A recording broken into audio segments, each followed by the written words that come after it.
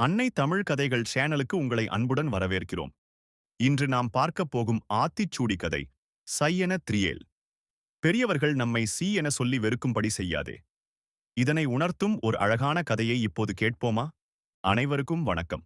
நான் உங்கள் கதை சொல்லும் நாயகன் ஜீவா முகேஷ். திருப்புரம் என்னும் நகரில் பாண்டி என்ற இளைஞன் வாழ்ந்தான். அவன் திறமையுடனும் தன்னம்பிக்கையுடனும் இருந்தான்.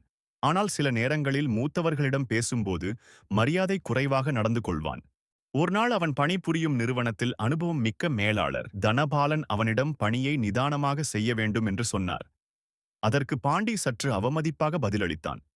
அதை பார்த்த தனபாலன் அமைதியாக சொன்னார், பாண்டி, உன் திறமை எனக்குத் தெரியும்.